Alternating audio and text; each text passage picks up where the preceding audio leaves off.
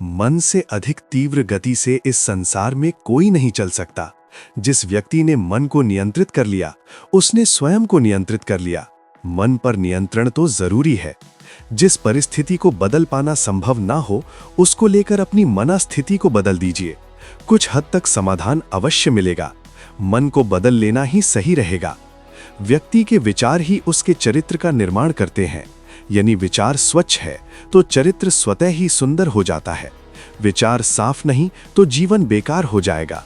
दुख की घड़ी में बिल्कुल मत डगमगाएं, क्योंकि जिस प्रकार मौसम आते जाते रहते हैं, उसी प्रकार सुख दुख आते जाते रहते हैं। सुख दुख आएंगे ही, परेशान न हो और हर स्थिति का सामना करें। जब सत्य से असत्य की लड़ाई होगी तो सत्य अकेला खड़ा होगा। असत्य की फौज लंबी होगी, क्योंकि असत्य के पीछे मूर्खों का झुंड भी होगा। असत्य के साथ मूर्ख जरूर होते हैं। जिस व्यक्ति को हारने और जीतने से कोई प्रभाव नहीं पड़ता, वो व्यक्ति दूसरों की जीत में भी खुशियां मनाता है। दूसरों की जीत को अपनी खुशी मानने वाले ही खुश रहते हैं। ऐसे व्यक्ति को संभाल कर रखिए जिसने आपको ये 3 भेंटें दी हों: साथ, समय और समर्पण। कृष्ण ऐसे ही तो थे। जीवन से बड़ा कोई विद्यालय नहीं, कठिनाइयों से बढ़कर कोई परीक्षा नहीं, और समय से बड़ा कोई शिक्षक नहीं। समय जो सिखाता है वो कोई और नहीं कर सकता है। कृष्ण ने राधा से प्रेम नहीं मांगा, उन्हें राधा की मुस्कान ही जीवन भर का साथ लगती थी। प्रेम मांगना नहीं पड़ता है।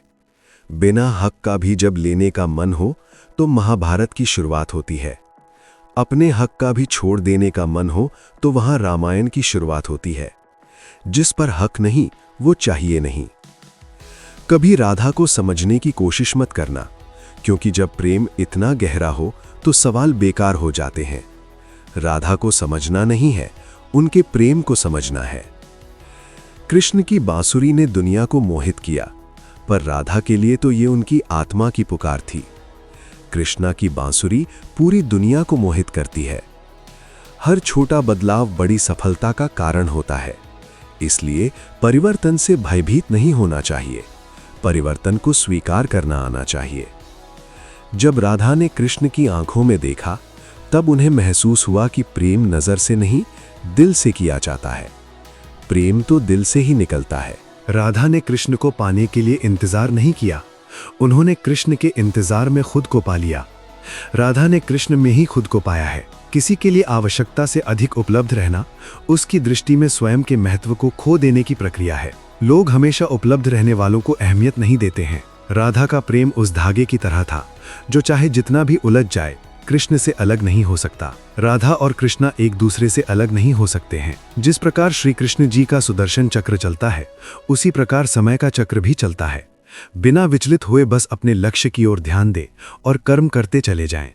लक्ष्य पर ध्यान देना ही जरूरी है। अगर वीडियो पसंद आया हो तो हमारे राधा कृष्ण वर्ल्ड चैनल को सब्सक्राइब कर लें।